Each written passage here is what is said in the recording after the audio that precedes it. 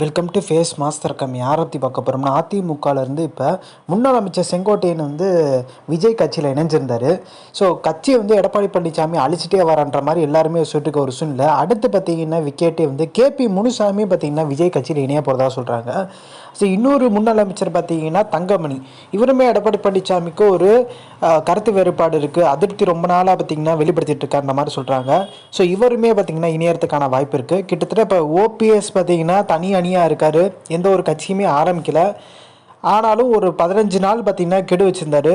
December 15க்குள்ளே Edappadi Palaniswami ஒன்றிணைந்த அதிமுக உருவாக்கினா ஒரு தனி கட்சி ஆரம்பித்து எடப்பாடி பழனிசாமி துரோகியை வீழ்த்த போகிற மாதிரி சொல்லியிருக்காரு. அவர் கட்சி ஆரம்பிச்சாருன்னா விஜய் கட்சிக்கு போகிறத தவிர்த்துட்டு ஓபிஎஸ் கட்சிக்கு போகிறதுக்கான வாய்ப்பு அதிகம்ன்றாங்க. இது எடப்பாடி பழனிசாமி ஓட்டு பிரித்து எடப்பாடி பழனிசாமி கொங்கு மண்டலத்தில் பார்த்திங்கன்னா மிகப்பெரிய சிக்கலை தரதுக்கான வாய்ப்பு இருக்குது.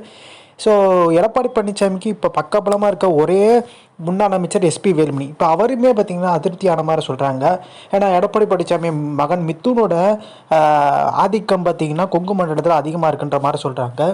ஸோ இன்னொன்று எடப்பாடி பழனிசாமிகிட்ட பாஜக கேட்குற கொங்கு மண்டலத்தில் மட்டும் 12 இடங்கள் கேட்குறாங்க சட்டமன்ற தொகுதியில். அதுலேயும் பார்த்தீங்கன்னா கோவையில் அதிகமான இடங்கள் கேட்குறதா சொல்கிறாங்க. ஆனால் எஸ்பி வேலுமணி என்ன சொல்லியிருக்காருன்னா, பாஜகவுக்கு 2 இடங்கள் மேலே பார்த்தீங்கன்னா கோவையில் தராதிங்க, அது நம்மளுக்கு சிக்கலை ஏற்படுத்தும், அதுக்கு மேலே நீங்கள் கொடுத்தீங்கன்னா கோவையை மொத்தமாக பார்த்தீங்கன்னா அவங்க கைப்பற்றிடுவான்ற மாதிரி இவர் எதிர்ப்பு கொடுக்குறாரு. ஆனால் எடப்பாடி பழனிசாமி என்ன சொல்கிறாருன்னா, பாஜக எடுத்துக்கிட்டால் அந்த தொகுதியில் எடுத்துகிட்டு போட்டுன்ற மாதிரி கை விரிக்கிறாரு.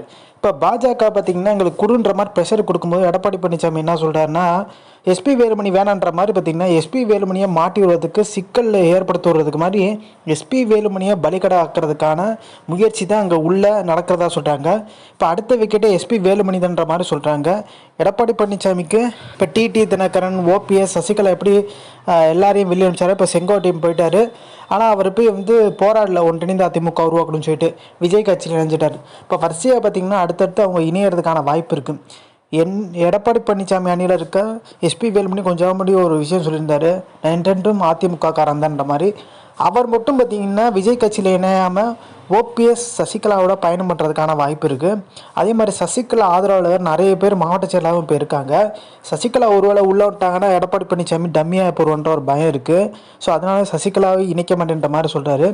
மொத்தத்துக்கு பார்த்திங்கன்னா கட்சியில் இருக்க சீனியர் நிறைய பேர் பார்த்திங்கன்னா அதிமுக விட்டு போக ஆரம்பிச்சிட்டாங்க. இப்போ அடுத்த விக்கெட் பார்த்திங்கன்னா தங்கமணி, அதே மாதிரி கேபி முனுசாமி, எஸ்பி வேலுமணி மிகப்பெரிய அதிருப்தியில் இருக்கதா சொல்கிறாங்க. டிசம்பர் 15 ஒருவேளை ஓபிஎஸ் கட்சி ஆரம்பிக்கிற பட்சத்தில் ஓபிஎஸோட எஸ்பி வேலுமணி இணையவான்ற மாதிரி சொல்கிறாங்க. ஸோ இந்த இன்ஃபர்மேஷன் முடிச்சா like, share, subscribe. Thanks for வாட்சிங் திஸ் வீடியோ.